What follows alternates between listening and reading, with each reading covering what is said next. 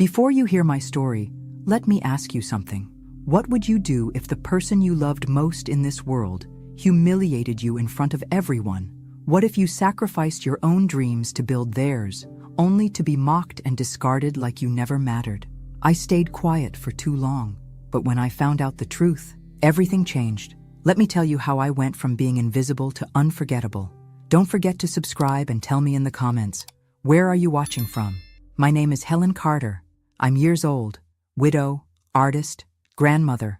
I've never had a big life, never needed one. I lived quietly in a modest little home in Montpelier, Vermont. My days were spent painting, listening to the wind, and thinking of the people I loved, mostly Madison. Madison is my granddaughter. I raised her like a daughter, really. My own daughter Lauren had her at. She was overwhelmed, working 2 jobs just to stay afloat. So Madison spent her early years with me, finger painting in the kitchen, riding her tricycle in our cracked driveway, helping me pick dandelions for bouquets that wilted in jelly jars by the window. She used to call me Nana, not Grandma, not Granny, just Nana. When she was little, I was her whole world. Years passed, she grew up, the world took over. iPads replaced storybooks. Social media replaced those kitchen painting sessions. And I just stood back, proud, but quietly heartbroken, watching her life drift into something I barely recognized. But I kept loving her. I never stopped, and for 12 years, I did something she never knew. Every month, I put aside whatever I could from my fixed income, birthday money, grocery savings, even skipped medications, to build a college fund for her. I knew she wanted to go to CalArts, the big, shiny, expensive school in California that all the artsy kids dream about. Tuition? Insane. Living costs? Worse. But I believed in her dream more than she did, even though she'd stopped painting years ago, even though she never mentioned it anymore, even though she didn't really visit much unless she needed something. Still, I believed. And for her 18th birthday, I wanted to give her something more than money. I wanted to remind her of who she used to be, of who we used to be. So I painted her a gift. Painted. Not just a painting, a memory on canvas. I spent weeks on it. Every stroke was a heartbeat. I painted the old swing in our backyard, the one she loved when she was 5, the golden retriever we had, Max, who passed away when she was 10, the daffodils that bloomed outside her window every April, a soft watercolor sky above it all. I wrapped it carefully in brown craft paper and tied it with a white satin ribbon. Slipped a little card inside that said, "May your future be as bright as the little girl you used to be." I smiled as I placed it in the back seat of my car, heart full, hopeful. I imagined her face lighting up when she opened it. I imagined her hugging me, maybe even crying a little. I imagined wrong. The party was nothing like the birthdays I used to throw for her. You know, backyard barbecues, cake baked from scratch, streamers hung with tape and love. No, this was glossy. Her mother, Lauren, had gone all out. White linen tables under a giant tent, a catered buffet, a DJ. Madison had a whole table just for her gifts, stacked high with fancy boxes in designer wrapping paper. Everything screamed money. Everything except for me. I stood there in my old gray cardigan, clutching the painting like it was made of glass. No one really noticed I'd arrived. That was okay. I wasn't here for them. Madison wore a tight pink dress and heels higher than I could ever manage. She moved from table to table, laughing loudly, taking selfies, surrounded by friends who barely acknowledged me. Eventually, Lauren spotted me and forced a polite smile. "Oh, you made it," she said, like I was a distant cousin, and not the woman who once changed her child's diapers. I handed her the gift and smiled gently. "Where should I?" "You can just put it with the others," she said, already turning away. But I didn't. Something told me to wait. I wanted to give it to Madison myself. I needed to.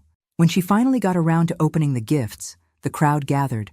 People recorded with their phones. She tore through boxes, designer bags, cash cards, AirPods. Then she reached mine.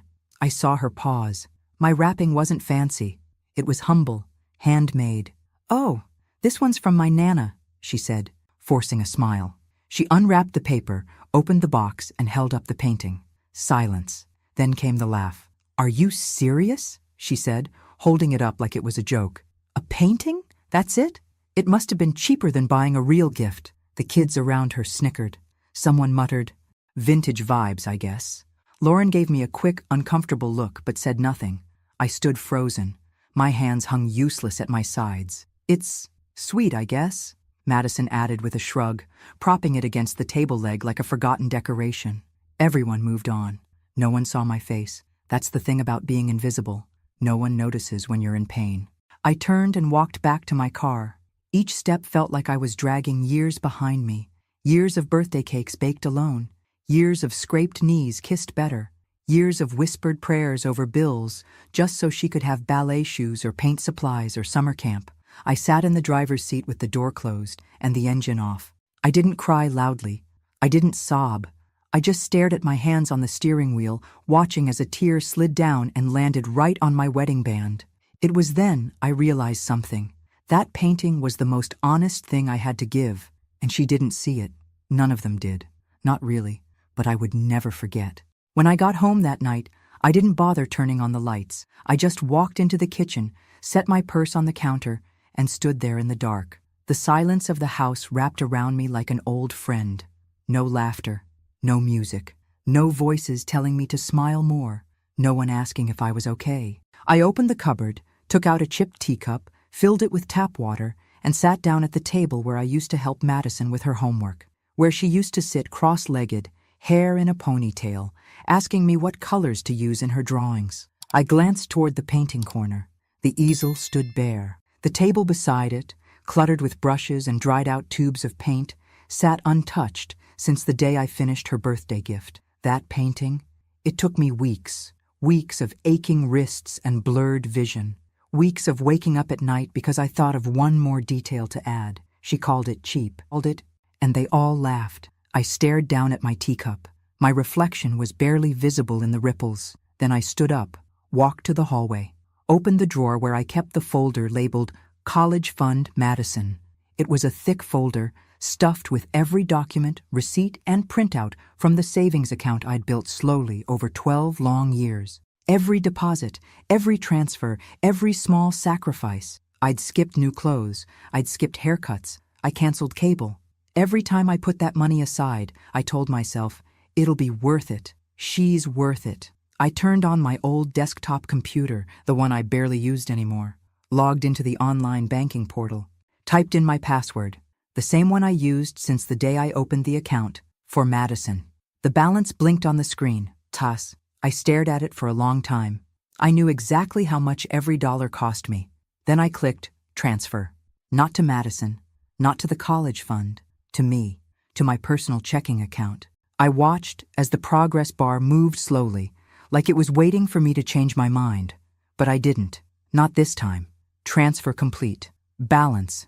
I closed the folder, shut the drawer, turned off the computer. No one needed to know. Not yet. I wasn't doing it out of spite, not revenge. It was something else. A quiet decision, made in a storm of humiliation. For the first time in my life, I chose me. Not my daughter, not my granddaughter. Not the idea of what a good grandmother should be. Just me. I made a cup of tea the right way this time. Warm, with honey. I sat in the quiet, sipped slowly, and let the silence heal a tiny piece of me. I didn't feel powerful. I didn't feel angry. I just felt done. The next morning, I was still unsure whether the night before had really happened. I shuffled into the kitchen, slippers scuffing against the linoleum, and stared at the computer like it was some kind of ghost. The bank account was real. The transfer was real. The money was in my name now, not hers.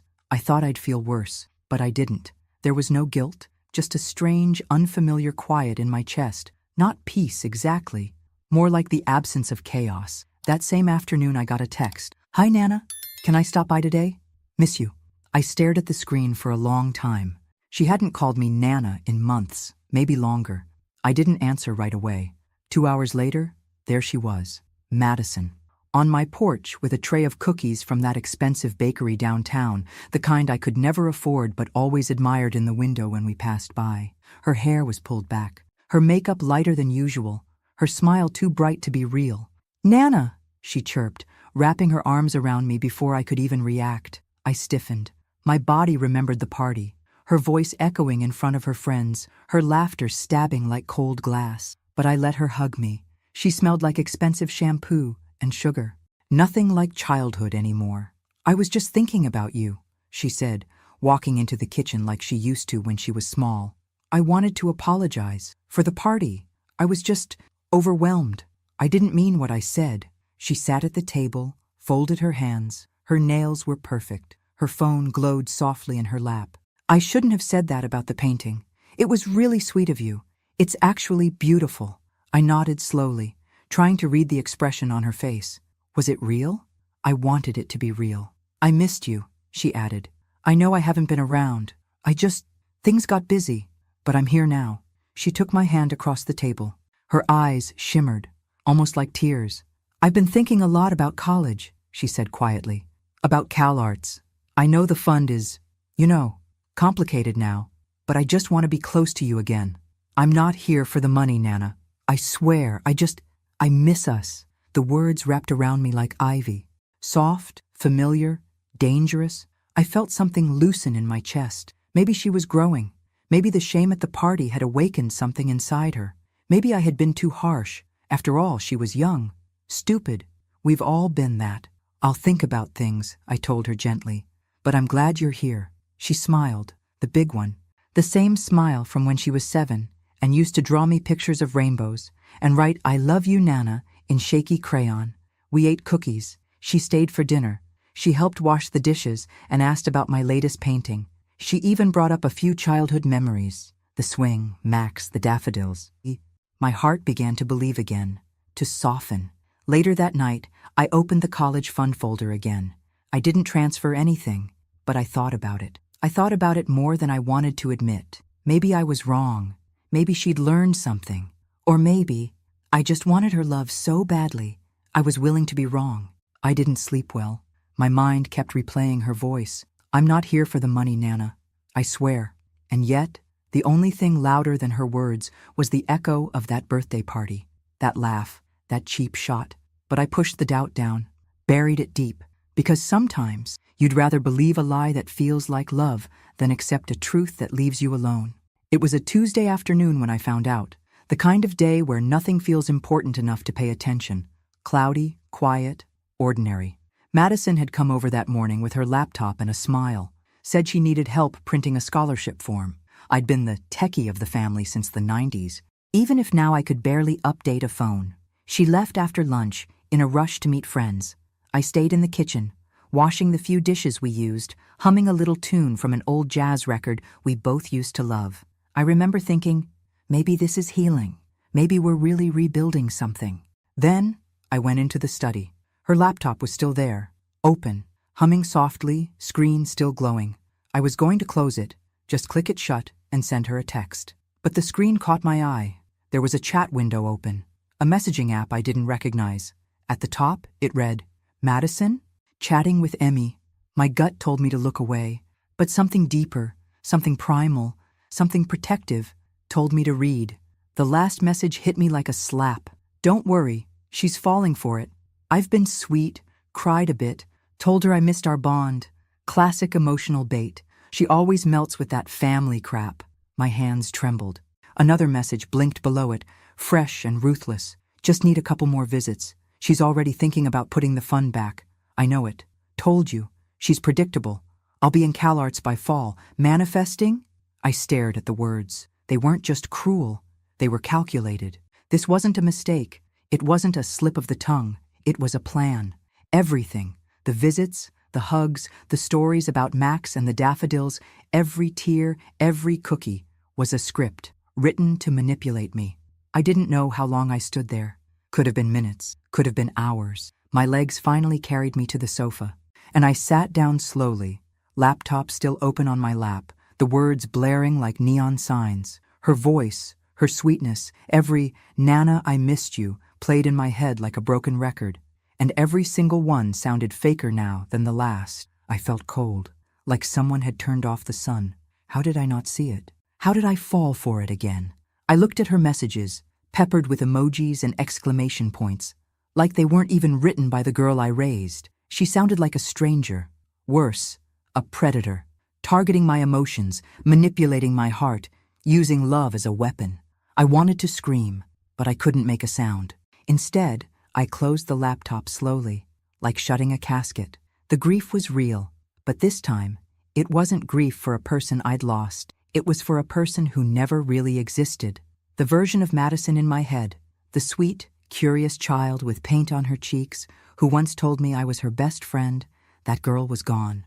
Maybe she'd been gone for longer than I realized. I sat in silence for the rest of the day, letting it sink in. This wasn't just disappointment. It was betrayal. And it wasn't accidental. It was intentional.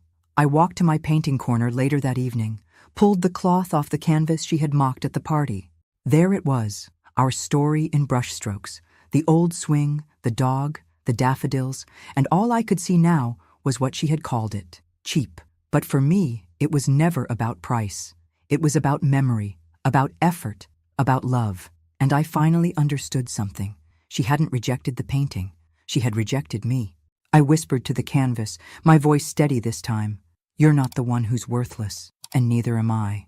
That night, I didn't sleep. I didn't even try. I just sat in my old rocking chair in the living room, a blanket wrapped around my shoulders. The house dark except for the faint yellow glow of the porch light leaking through the curtains. It was strange how quiet pain could be, how it didn't always scream. Sometimes it just sat beside you, breathing in sync, waiting for you to acknowledge it. I kept hearing her voice in my head, over and over. She always melts with that family crap. I thought of all the times I had melted. When Lauren slammed doors and called me overbearing, I let it go. When Madison started visiting less, I convinced myself she was just busy. When I was forgotten on holidays, I baked cookies and dropped them off anyway.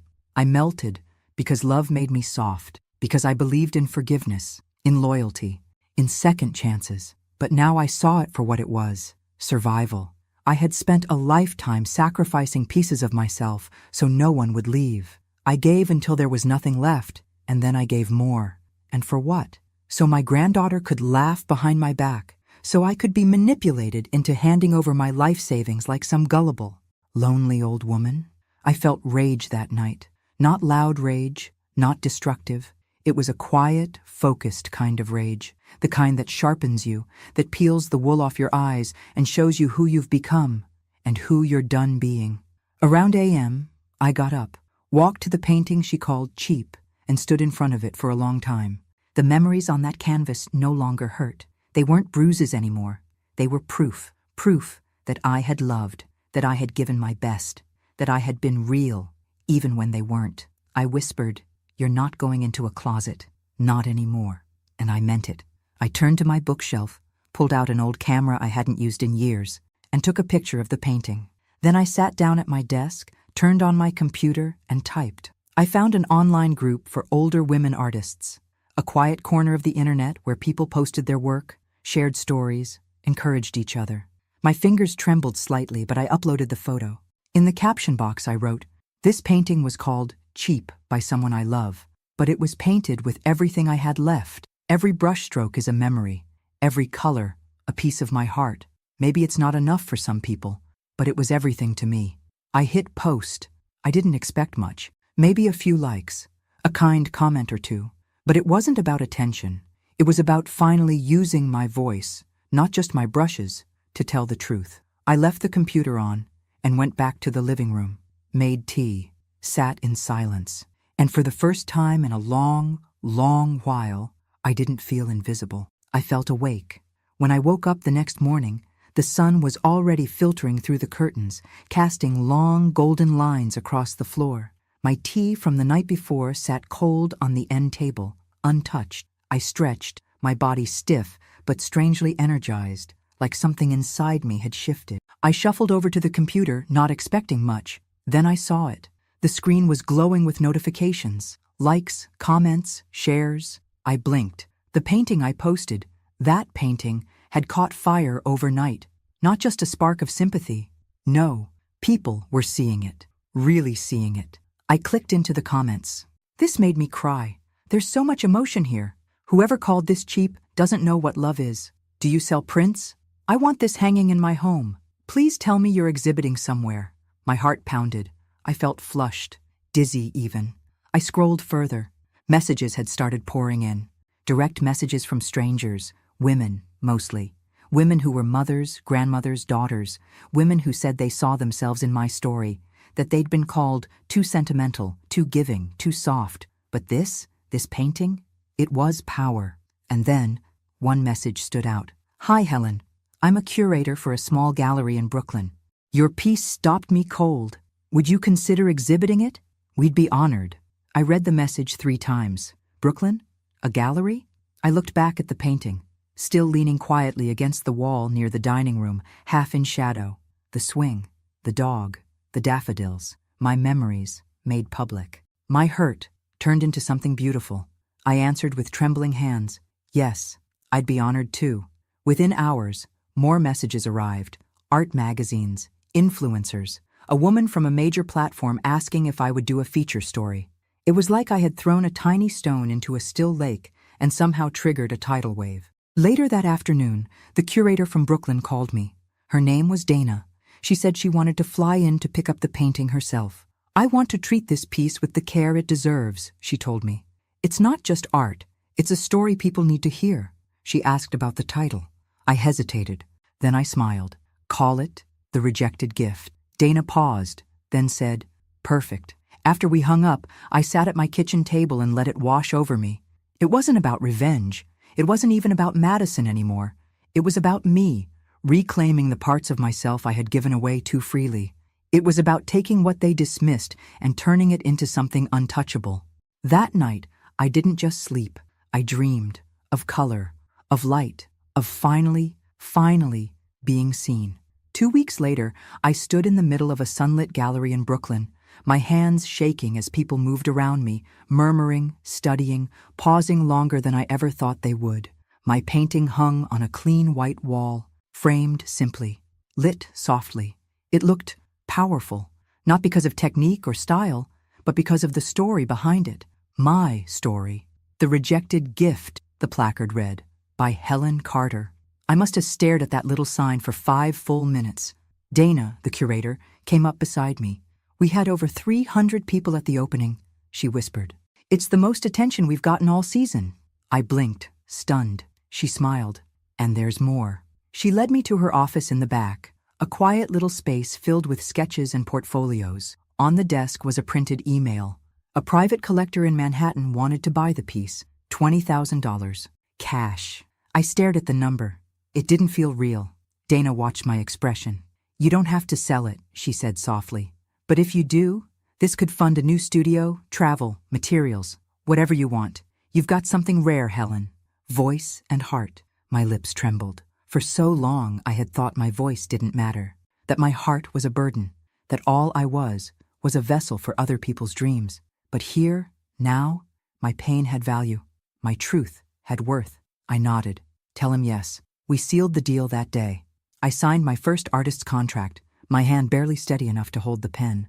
Dana insisted on taking a photo of me in front of the painting before it left the gallery. "Smile like you mean it," she said, and I did.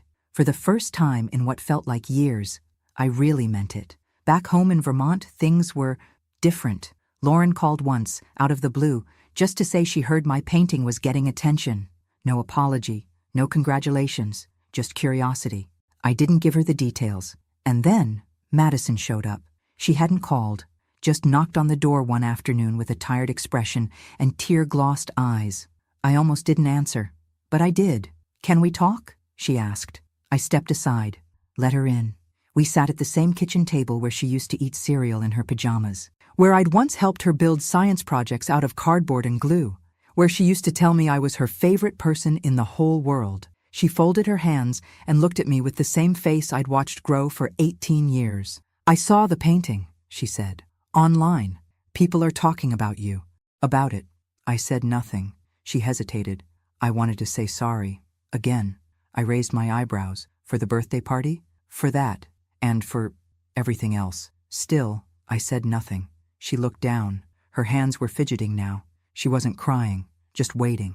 "I messed up, Nana. I was stupid and selfish. I took you for granted. But I want to fix things." I leaned back, arms folded. "What do you mean, fix things?" "I mean," she swallowed, "I still want to go to CalArts. And maybe, if things are different now, maybe you could—" There it was, the truth, bleeding through the apology. still chasing the money, still chasing me. But now, I wasn't chasing back. I stood up. She looked up at me, confused.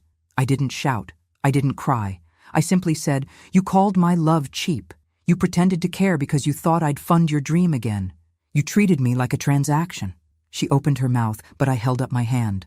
"You lost something that day, Madison. Not just money. You lost the one person who believed in you no matter what." I walked to the door, opened it. "You want something from me again? Earn it." She stood slowly, lips pressed into a thin line, pride wounded. I didn't expect a hug, didn't get one. She left without another word.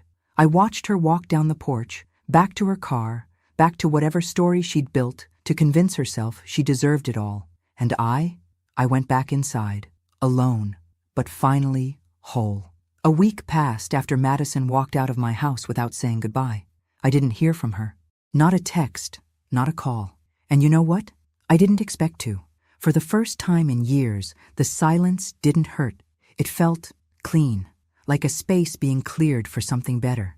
Then, one morning, while I was sipping coffee on the porch, Lauren showed up. She didn't even knock, just barged in like it was still, and I was watching Madison after daycare. Her heels clicked angrily against the wood floors. Her hair was perfect, her blazer stiff, and her expression sharp. "I just came from Madison's," she said. "No hello." I took another sip, waited. "She's crying. She says you humiliated her, that you made her feel like trash, that you're throwing her away over a painting." I said nothing. "She told me about the money, about the college fund. She said you took it back without warning." Still, I stayed quiet. I let her talk. Lauren threw her hands up. "Do you have any idea what you're doing? You're sacrificing her future. You're punishing her for being young and stupid, for making one bad joke at a party." At that, I stood, slowly. I walked to the counter, picked up the thick folder labeled College Fund Madison, and held it up. "This," I said, voice calm, "is 12 years of my life. Every coupon clipped, every doctor visit skipped, every winter I kept the heat low to save $50. This folder is my sacrifices." And she spat on it. She was upset. "No," I interrupted. "She was cruel. And then she came back and played nice to get it back. She didn't apologize. She performed. And I almost fell for it." Lauren crossed her arms. "So what now? You let her dreams fall apart?" I looked her in the eye. "She's 18. She's not 5. If her dreams are real, she'll fight for them, work for them, not manipulate a woman who loves her." Lauren's face flushed. With guilt? Anger? I couldn't tell. "I raised you better," I said softly. "And I raised her better. But somewhere along the way, you both learned how to take and forgot how to give back." Lauren looked away. I walked to the desk, pulled out a new folder, and set it down. This one was labeled, in fresh black marker, Fundo de Liberdade, Helen Carter. "I'm using the money now, not on anyone else, on me." She stared at it. Her mouth opened slightly, but no sound came out. "I gave you both decades," I said. "Now I'm taking a few years back." Lauren finally whispered, "You really won't pay for CalArts?" "No," I said without hesitation. "I already paid in full, with everything I had, and you threw it away." She left in silence. And I? I poured another cup of coffee. My hands didn't shake this time. They say when one door closes, another opens. But sometimes it's not about doors. Sometimes it's about the walls crumbling down so you can finally see the sky. A few days after Lauren stormed out, I received an email from an editor at the New York Chronicle. She'd read about the gallery exhibition, seen my painting, and wanted to feature me in a piece titled "Late Bloomers, Women Who Found Their Voice After." I laughed when I saw the subject line. Late bloomer? Maybe. Or maybe I'd always had something to say. I'd just been talked over too many times to hear myself. The interview was over the phone. The editor was warm, curious, and kind. She asked about the painting, the meaning behind it, my journey as an artist. I told her everything. Not about Madison by name. I wasn't there to expose, just to tell the truth. My painting was dismissed, I said. Not because it lacked value, but because the person it was meant for didn't recognize love when it was right in front of her. She was quiet for a moment before responding. That's going to resonate with a lot of people. The article went live 2 days later. It exploded. Messages poured in from women across the country. grandmothers, mothers, even young women who said they saw their futures in my past and wanted to change direction before it was too late. I was invited to speak at a virtual conference for women over. A publishing company emailed about a possible memoir. My email inbox became a garden of courage and confessions from strangers who felt like sisters. And then came the call. Paris. An art collective that worked with female artists from around the world wanted to feature The Rejected Gift in a traveling exhibit across Europe. They would fly me out, cover everything. Your story is exactly what this world needs right now, the woman on the line said, her French accent soft and reverent. After I hung up, I sat still for a long time. I wasn't just seen, I was heard. And not for being someone's mother or grandmother, for being Helen. That night, I walked into my studio and pulled out a blank canvas. I didn't paint Madison. I didn't paint the swing, or Max, or the daffodils. I painted a woman standing at the edge of a cliff, arms stretched wide, wind in her hair, looking out over a vast horizon with no fear in her eyes. I titled it, Freedom. I hung it in the hallway, right where the college fund folder used to be. Because this life, this peace, this power, was the education I had been denied. But I earned it anyway, brushstroke by brushstroke, breath by breath. The world doesn't always make sense. It doesn't always reward the good people, the kind people, the people who give everything they have to others. I used to believe that. I used to believe in fairness, in the idea that if you did enough for others, something good would come back to you eventually. But that wasn't true. At least, it hadn't been for me. Not until now. Paris was a dream. I walked into that gallery on the Seine like I was a different person, like I had never known rejection, never known silence. The city, the lights, the people, all of it was so much brighter than I had ever imagined. The artists around me were young, beautiful, energetic. They had the kind of futures I used to dream about for myself a lifetime ago. But that wasn't the life I wanted anymore. I didn't need the bright lights to tell me I was worthy. I was worthy in my own right. And when my painting was finally revealed to the audience that evening, I watched them stop, silent, staring. Some teared up, some stood, unmoving, like they were trying to absorb every drop of emotion I had put into that canvas. I wasn't just showing my art to them. I was showing me. I had never known how much it could hurt to finally be seen, to finally be recognized for something I had always given so freely, the love, the sacrifice, the pieces of myself I had buried so others could rise. But when I walked into that gallery, no one expected me to be anything but myself. Later, as I stood by my painting, the same one Madison had mocked, I received more offers, more invitations. A major gallery in London wanted to feature my work. A woman from an art collection in Australia said she wanted to include my pieces in an exhibit on female empowerment. I was invited to speak at more events, share my story, share my art. The emails flooded in, the calls came nonstop, and in each one, I heard something new. Your story matters. Your voice is important. But none of it mattered as much as the next moment. One evening after the show in Paris, I walked along the river, the city lights twinkling in the distance. It felt surreal, like a dream, one I never thought I could touch. I sat down at a small cafe, alone, a small glass of wine in front of me, a slice of bread on the table. The world seemed so vast, and yet I was no longer small. I was no longer the quiet woman in the background, blending into the shadows. I was Helen Carter, an artist, a creator, a woman who finally understood her own worth. And in the stillness, as the night settled around me, I finally felt at peace. I hadn't just broken free from Madison, from Lauren, from the world that had made me feel invisible. I had broken free from myself, the self that thought she wasn't enough, the self that had let everyone else take.